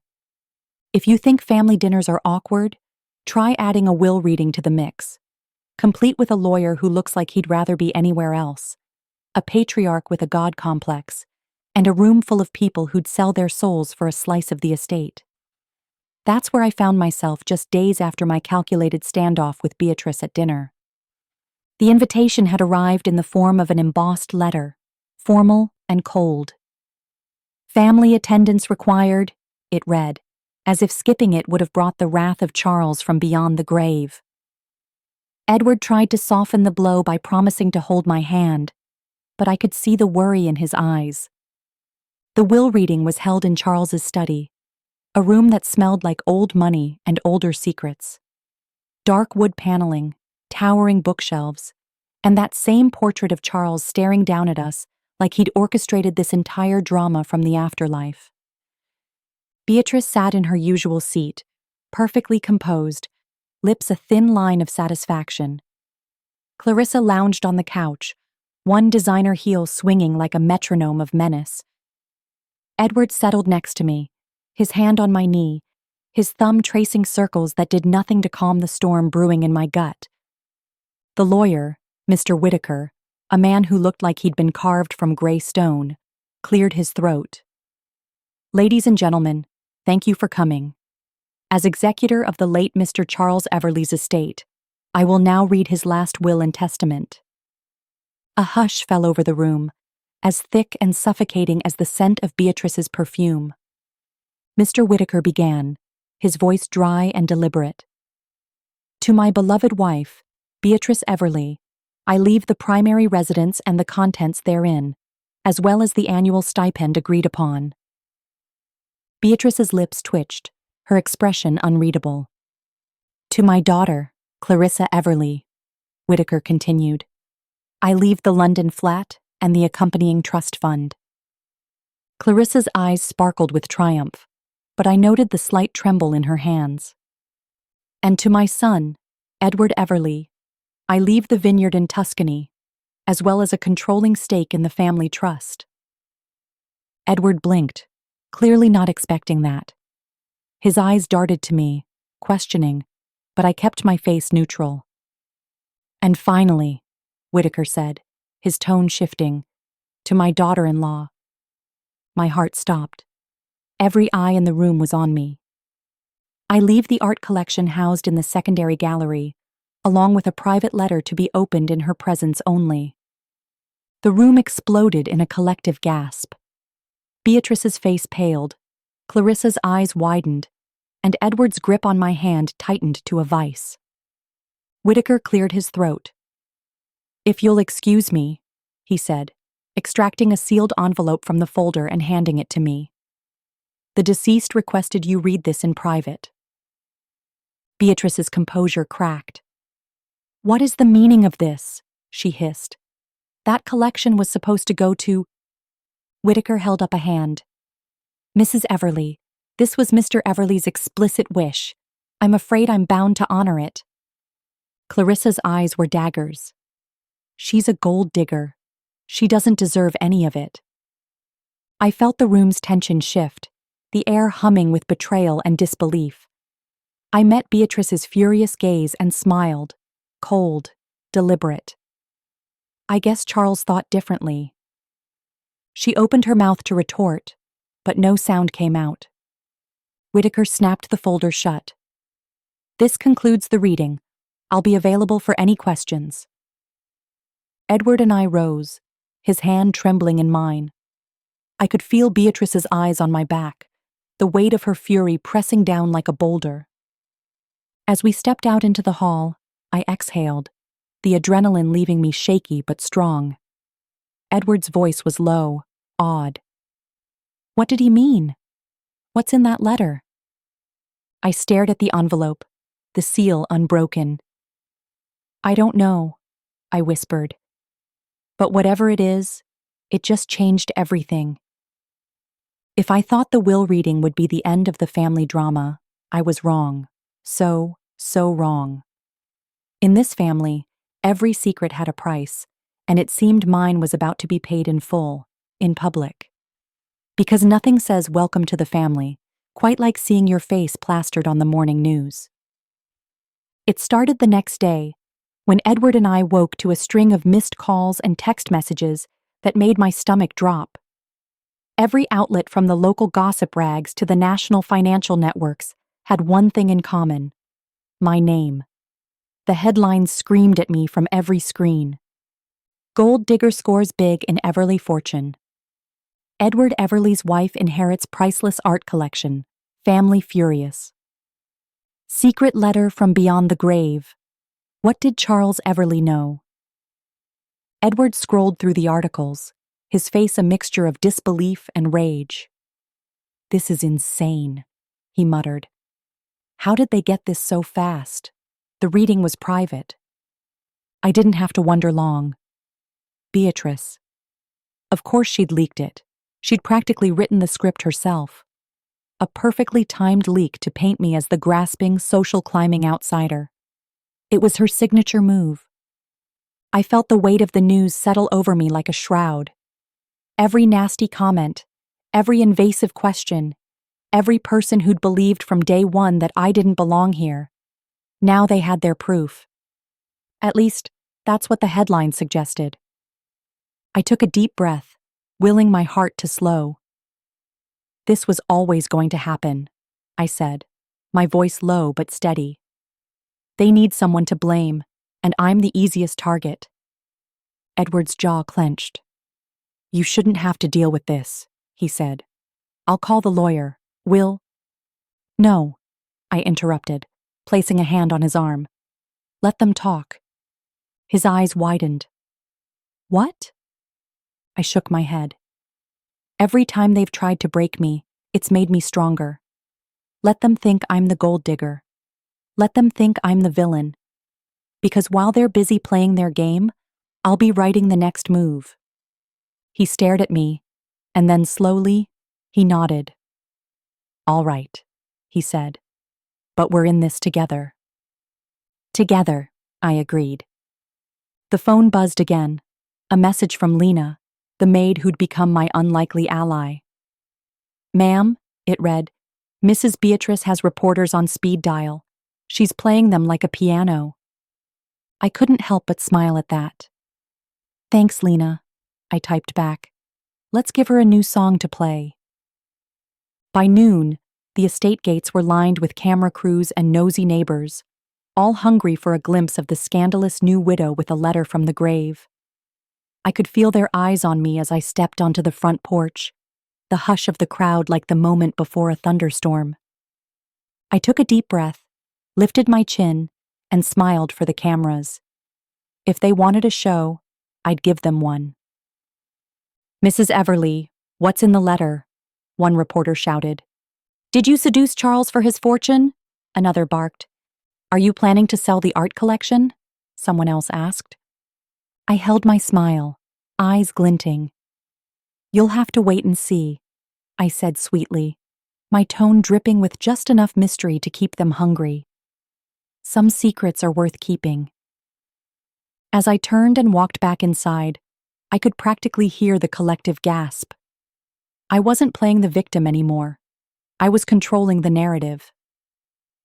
Inside, Edward met me at the door, his eyes wide.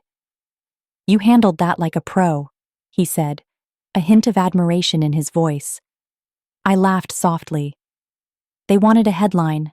I gave them one." It's funny how the people you trust most can also become the ones you question the hardest. Edward had always been my safe place in this house of knives, a gentle voice, a warm hand. But as the reporters circled like sharks, and Beatrice's puppeteers pulled strings behind velvet curtains, even his loyalty felt like something I had to test. It started the night after my showdown on the front porch. Edward and I had retreated to the library, a fortress of dark wood and silent judgment. He sat beside me, fingers laced tightly with mine, the weight of the day pressing us both into the antique leather sofa. "You were incredible today," he said, his voice low and reverent. "I don't know how you do it." I let out a shaky breath. "Neither do I admitted. "But every time they push, I feel stronger, like I can't let them see me fall." He nodded, his jaw tense. "I hate what they're doing to you," he said, eyes flashing. "The headlines, the whispers, they're making you into something you're not." I turned to him, searching his face for the question I was too afraid to ask. "Do you believe them?" I said quietly. "Do you think I'm here for the money? That I tricked my way in?" His eyes widened, the shock on his face immediate. "No," he said, fierce. "God, no. You're the only real thing in this house, the only person who doesn't treat me like a pawn in their game." The words hung between us, fragile and raw. But I couldn't let it go. Not yet. "Then why did you let your father have me investigated?" I asked, my voice barely a whisper. "Why didn't you stop it?" He recoiled as if I'd slapped him. "I didn't know," he said, pain flickering in his eyes. "I swear. My father. He did what he always does. He assumed the worst. I would have stopped it if I'd known. I would have—" I shook my head, the tears threatening. "But you didn't," I said. "And now I'm the one paying the price." He reached for me, his hand trembling. "I'm sorry," he said, his voice breaking. "I hate what he did. I hate what they're doing to you. But I swear to you, I'm on your side." "Are you?" I whispered. "Because right now, it feels like I'm fighting this war alone." His shoulders slumped, defeated. "I'm here," he said. "I'll prove it to you." I looked at him, really looked at him. This man who'd been raised in a world of marble floors and silver spoons, who'd been taught that loyalty was currency and family was everything. Could he really stand with me when standing with me meant standing against them? "Then prove it," I said, my voice steely. "Because they're coming for me, Edward. And if you're not with me, then you're against me." His eyes met mine, dark and uncertain. "How?" he asked. I leaned closer, my gaze unwavering. "Start asking questions about the vineyard, about the art, about the accounts no one talks about. If you want to be with me, then you need to help me fight them." He hesitated, torn between the family that had raised him and the woman who had challenged everything he'd ever known. "Okay," he said finally, his voice steady but haunted. "I'll do it. I'll help you." I nodded, feeling the relief wash over me like a cool breeze. Good, I said. Because if we're going to survive this, we need to be on the same side. If I'd learned one thing in this house, it was that power didn't just sit at the head of the table. It lived in the quiet corners, in the way a glance could silence a room, in the tremble of a teacup held just so. And no one wielded that power like Beatrice. After my confrontation with Edward, where love and loyalty had danced a dangerous waltz, I knew the time had come to face the real empress of this kingdom. Beatrice Everly wasn't just the matriarch of the family. She was the fortress that protected their legacy, the high wall no one dared climb. But I had my climbing shoes on, and I'd come prepared. I found her in the morning room, seated at a table that looked like it belonged in Versailles, a delicate china teacup poised between her fingers. The sunlight streaming through the tall windows turned her silver hair into a halo, a queen in her castle. She didn't look up as I entered, because queens never do. "Mrs. Everly," I said softly, my voice carrying just enough strength to make her glance up. She arched one perfectly plucked brow. "You've come for tea," she observed, her voice cool as the china she held. "Actually," I said, sliding into the seat across from her, "I've come for a conversation." Her lips curved. Amusement or challenge? I couldn't tell. "About what?" she asked, stirring her tea as if she were stirring the world. "About why you're so determined to hate me," I said, leaning forward. "About why you think I'm the enemy when I've done nothing but try to be a part of this family." The cup paused mid-stir, the delicate spoon clinking against the porcelain like a ticking clock. "I don't hate you," she said at last. "I simply don't trust you." "Fair enough," I replied, refusing to break her gaze. "But trust has to start somewhere, and I can't earn yours if you won't even let me try."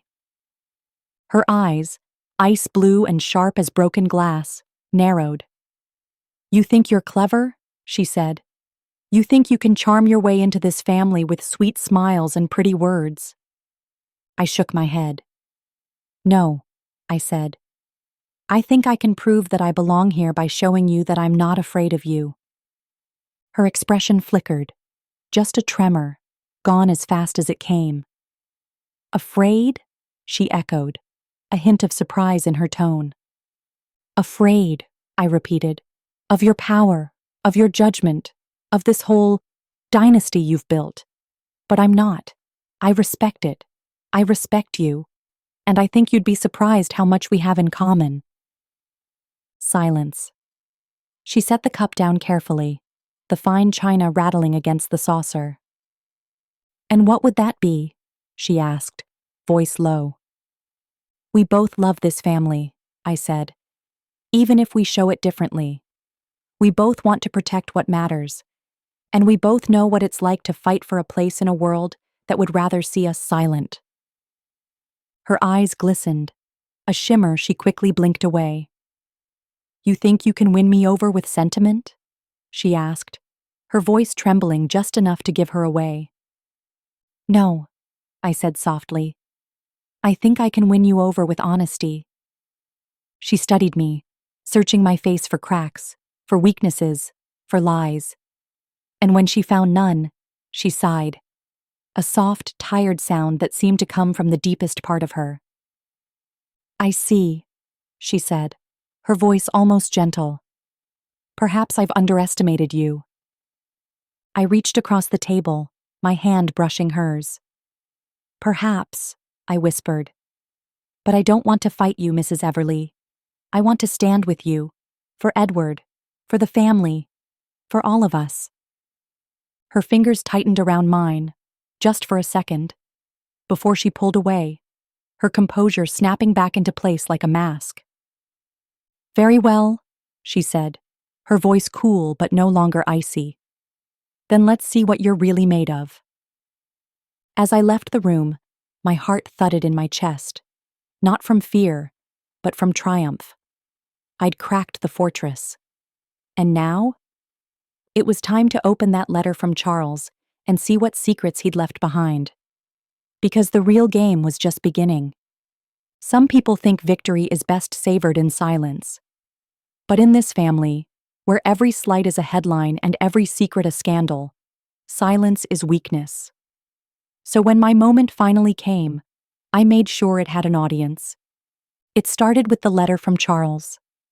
After days of cat and mouse games, tears behind closed doors, and secret meetings in dusty corners of the estate, I'd finally cracked the seal. The contents had me reeling: a confession, a regret, and a truth so sharp it could cut steel. Charles hadn't just left me the art collection, he'd left me the key to their carefully guarded kingdom. The art was more than a family heirloom. It was evidence of financial misdeeds that would make even the IRS blush. Edward and I spent the night strategizing. He'd finally chosen my side, trading his loyalty to his name for loyalty to the woman he loved. Beatrice's walls had cracked, Clarissa's smirk had faded, and the Empire's fortress was trembling. And then the press conference was called. It was Beatrice's idea, a last-ditch effort to contain the scandal, to spin the narrative back in her favor. But she didn't know that Charles's letter had given me the upper hand. The ballroom was filled with reporters, their cameras flashing like hungry eyes, their questions sharpened like knives. Edward stood by my side, his face a study in grim determination.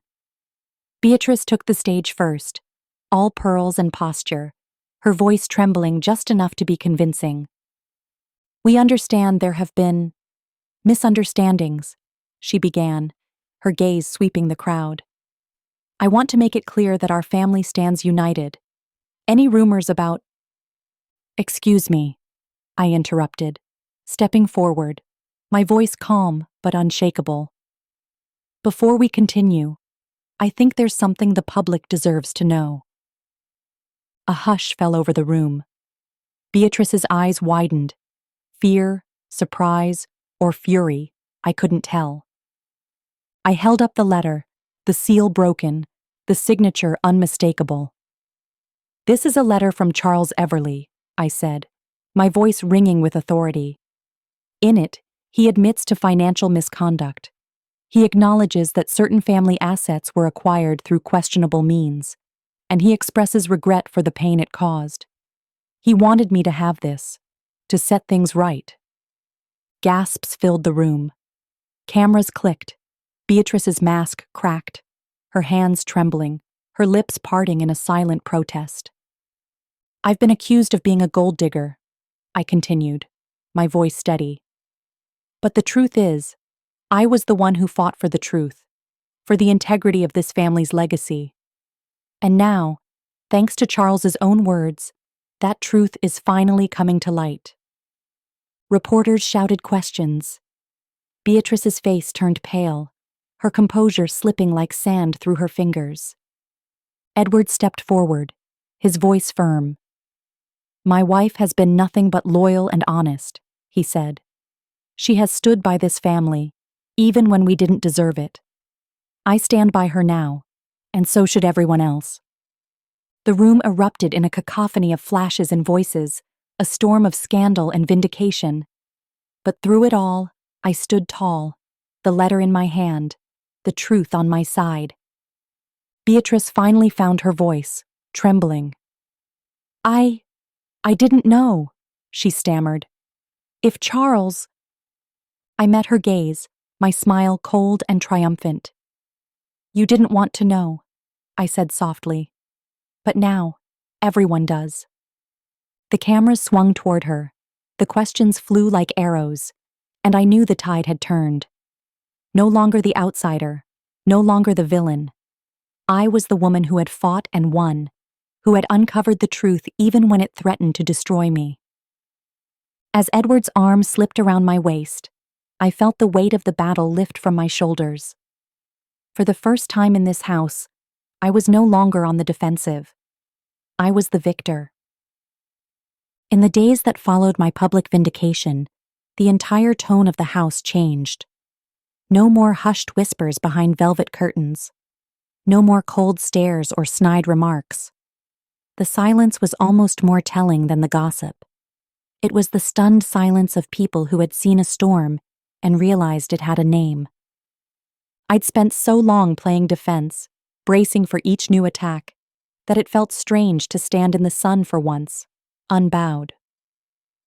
Edward and I walked the halls together now, no longer a couple under siege, but a united front. Even the staff, who had always looked at me with that polite, wary deference, now met my eyes without flinching. They saw me not as an intruder, but as a force to be reckoned with. Beatrice, of course, didn't go down without a fight. She was too proud, too practiced at the art of control. But she also knew defeat when she tasted it. Our conversations were brief, polite, and edged with something new: respect. She'd spent so long seeing me as a threat, she hadn't noticed I'd become the backbone she'd never had. Clarissa, though, was another story. She'd been silent since the press conference, but her eyes burned with resentment every time they met mine. She wasn't done, not by a long shot. And I wasn't foolish enough to think the final battle had been won. But for now, I had the upper hand, and I intended to use it.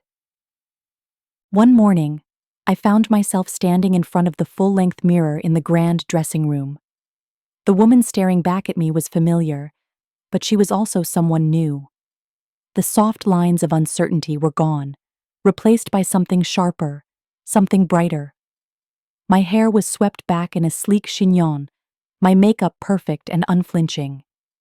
I wore a dress of deep emerald green that hugged every curve and glimmered in the light like the armor it had become. Edward stepped into the room, his expression softening as he took me in. "You look incredible," he said, his voice low with awe. I turned to him, my lips curving in a slow smile. "I feel incredible," I said. "For the first time in this house, I'm not just surviving, I'm thriving." He crossed the room, his hand settling on my waist. "You've always been stronger than any of them," he murmured. "Now they finally see it too." I nodded, my heart steady and sure. "I'm done playing the role they wrote for me," I said. "I'm not the gold digger they whispered about. I'm the gold standard they never saw coming." Edward's lips brushed mine, a kiss that was both promise and apology. "And I'll stand beside you," he said, "no matter what comes next." I believed him, because the battle lines in this family were always shifting, but I'd found my footing, and I was done letting them define who I was. That afternoon, I made my way to the art gallery, the very one Charles had left me, the secret treasure trove that had turned their scorn into grudging respect. The collection was breathtaking, a testament to taste and history, a gallery of color and light that felt like a world apart from the cold marble and icy stairs of the main house.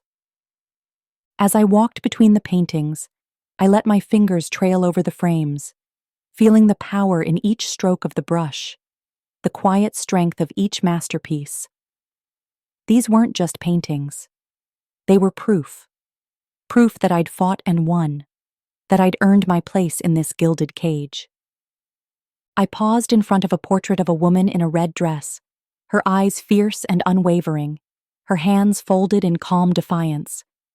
She was a stranger, long dead, but in her gaze, I saw myself. The door behind me creaked open. Beatrice's soft footfalls echoed in the quiet space. She stood beside me in silence for a long moment, her expression unreadable. "Charles was right about you," she said finally, her voice low. "You're stronger than any of us ever gave you credit for." I didn't look away from the painting. "I'm not here to tear this family apart," I said softly. "I'm here to build something better." Beatrice sighed, her shoulders straightening. "Then let's see if you can," she said. "This family needs a future, not just a past." I turned to her, my eyes steady. "Then let's start building." If you'd told me a year ago that I'd be standing in this house, My house, watching the sun set through stained glass windows that had once seemed like prison bars, I'd have laughed in your face. But here I was. Not quite a fairy tale ending, but close enough. The final battle with Clarissa had been as brutal as I'd expected. Sharp words in private, cutting smiles in public. She'd tried every trick in her arsenal. Snide remarks, whispered rumors, even a last-ditch attempt to challenge the authenticity of the letter Charles had left me. But in the end, truth is a stubborn thing. And when the dust settled, even she had to bow her head and acknowledge that I'd earned my place. It wasn't an easy truce. It never would be. But it was enough. Enough to let me walk these halls without feeling the need to look over my shoulder. Enough to let me sit at the head of the table without feeling like an imposter. Enough to let me believe, for the first time, that maybe, just maybe, I belonged here. Edward stood beside me, his arm a warm weight across my shoulders.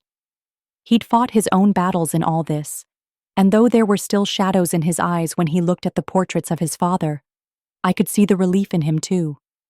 He'd chosen me, and I'd chosen him right back. In a family where alliances were currency, that choice was everything. Beatrice. Well, she was still Beatrice. But something had shifted between us. There was a respect now, quiet and cautious, but real. I'd proven to her that I wasn't just some passing storm. I was the new foundation. And though we'd never be friends, we were something better. Two women who understood each other's strength. One evening, she joined me in the garden, the air thick with the scent of roses and a late summer breeze. She watched me for a long moment before she spoke. "You know," she said, her voice almost gentle, "I used to think you were here to take what was mine. But now, I think you're here to protect it." I met her gaze, unflinching. "I'm here to build something better," I said. She nodded, and for a fleeting moment, I saw a flicker of approval in her eyes. "Then do it," she said, "because this family needs someone who can." It wasn't an olive branch exactly, but it was close enough. In the quiet moments, when the cameras were gone and the house had settled into something that almost felt like peace, I would walk the halls alone. I'd run my fingers over the carved banisters, the portraits that lined the walls, the echoes of old battles and new beginnings. This place had nearly swallowed me whole, but I'd learned to breathe in its shadows.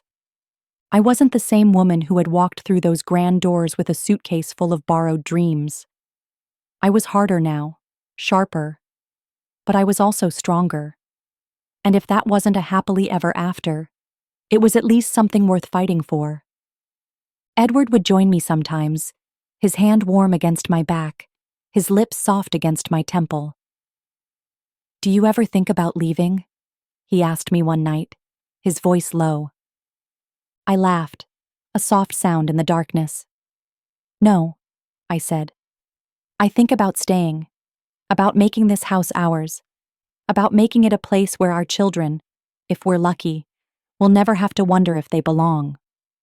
He smiled, that slow, quiet smile that had first drawn me in. "Then that's what we'll do," he said. And so we did. The headlines faded, the rumors dulled to background noise, and slowly, the house that had once tried to chew me up and spit me out became home. It wasn't perfect. It never would be. But perfection was overrated. I'd found something better, a life on my own terms, a family, fragile and flawed, that I'd fought for and won, and a love that had weathered every storm, every whisper, every attempt to tear us apart. Some nights, when the house was quiet and the only sound was the wind rustling through the ancient oaks outside, I'd stand at the window and watch the moonlight paint the world silver. And I'd smile, because in that light, the past didn't matter. Only the future did. Happily ever after? Maybe not, but close enough. And in this house of secrets and scars, that was a victory worth savoring. So that's my story. From gold digger to gold standard. From outsider to queen of the castle. If you're looking for a neat little bow at the end, you won't find it here. Life's messier than that. But sometimes, messy is beautiful. I didn't set out to be a hero. I just refused to let them write my ending for me. And that's the thing, isn't it? We all have a choice. Let them define you, or define yourself. So whether you're fighting a family dynasty, a toxic workplace, or just the voice in your head that says you don't belong, remember this. You get to decide. You get to fight. And you get to win. And when you stand in the ruins of their expectations, with your head held high and your heart still beating, you'll realize something. That was the real happily ever after all along. Thanks for sticking around for this ride. Now go out there and write your own ending.